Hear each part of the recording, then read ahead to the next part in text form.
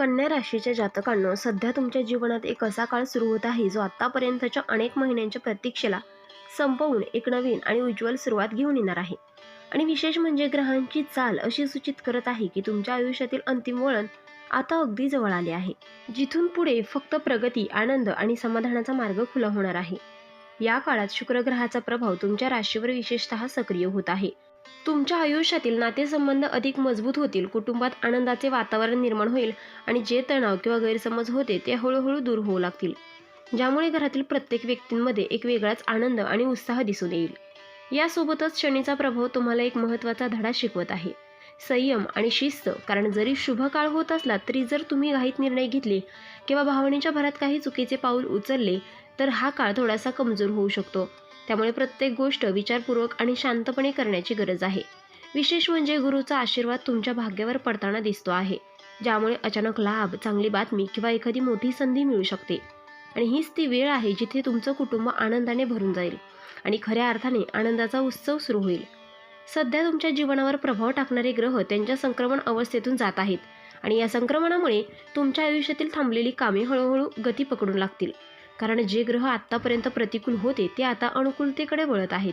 त्यामुळे कर्मफळाचा वेग वाढताना दिसेल आणि तुमच्या प्रयत्नांना योग्य दिशा मिळू लागेल, ज्यामुळे जीवनात स्थैर्य निर्माण होण्याची प्रक्रिया सुरू होईल. नक्षत्रांची स्थिती सूचित करते की तुमच्या मानसिक स्थितीत मोठा बदल घडणार आहे.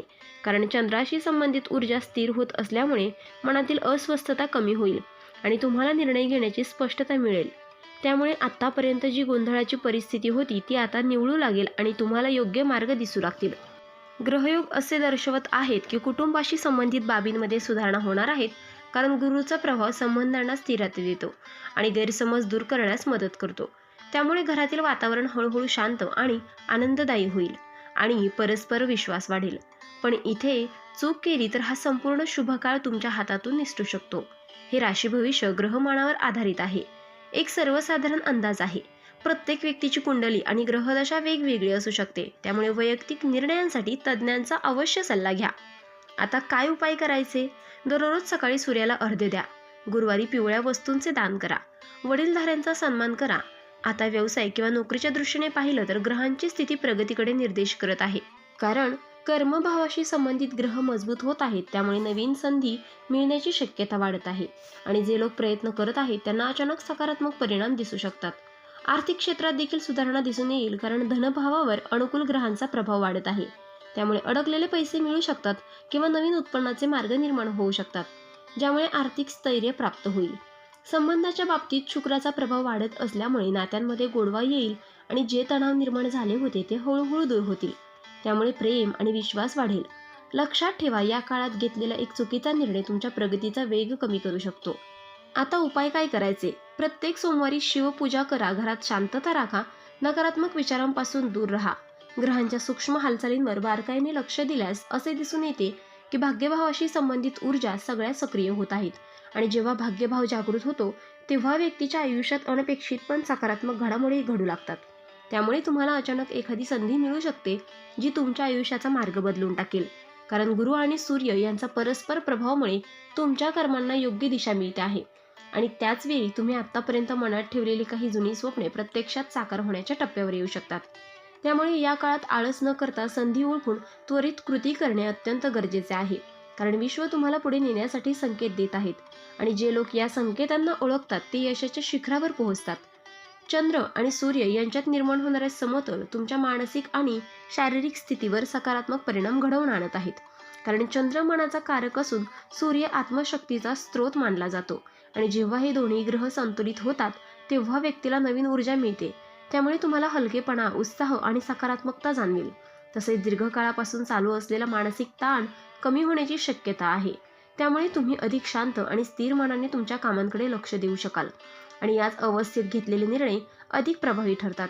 त्यामुळे स्वतःच्या आरोग्याकडे दुर्लक्ष करू नका आणि शरीर व मन यांचा समतोल राखण्याचा प्रयत्न करा. या काळात बुध ग्रहाचा प्रभाव विशेषतः महत्त्वाचा ठरत आहे. कारण बुध हा बुद्धिमत्ता, संवाद आणि निर्णय क्षमतेचा कारक आहे आणि सध्या त्याची स्थिती तुम्हाला योग्य विचार करण्यास आणि अचूक निर्णय घेण्यास मदत करत आहे. त्यामुळे तुम्हाला काही महत्त्वाचे निर्णय घ्यावे लागू शकतात जे तुमच्या भविष्यासाठी निर्णायक ठरतील. अशा वेळी कोणत्याही प्रकारच्या घाईगडबडीत निर्णय घेणे टाळा. कारण जरी ग्रह अनुकूल असले तरी चुकीचा निर्णय घेतल्यास त्याचे परिणाम दीर्घकाळ टिकू शकतात. त्यामुळे प्रत्येक गोष्ट शांतपणे विचार करून, अनुभवी व्यक्तींचा सल्ला घेऊन आणि अंतर्मनाचा आवाज ऐकून निर्णय घ्या.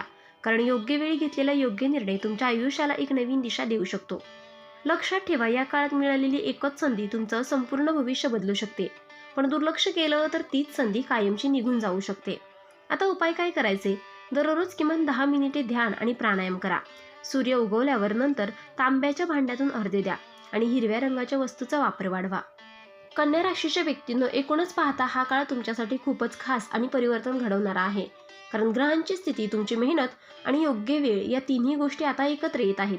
आणि जेव्हा या तिन्ही गोष्टी एकत्र येतात तेव्हा आयुष्यात मोठे बदल घडतात. फक्त लक्षात ठेवा, प्रत्येक संधीसोबत जबाबदारी देखील येते. त्यामुळे कोणताही निर्णय घेताना घाई करू नका. अहंकार टाळा आणि तुमच्या जवळच्या लोकांशी प्रेमाने वागा. कारण कुटुंबाचा आनंदच तुमच्या यशाला अधिक सुंदर बनवतो. तर मित्रांनो, व्हिडिओ आवडला असेल तर व्हिडिओला लाईक करा, चॅनलला सबस्क्राईब करा. आणि हो, तुम्हालाही तुमच्या राशीची अंगठी हवी असेल तर डिस्क्रिप्शनमध्ये मी त्याची लिंक दिली आहे, तिथे जाऊन तुम्ही ती खरेदी करू शकता. व्हिडिओ पाहिल्याबद्दल धन्यवाद. श्री स्वामी समर्थ.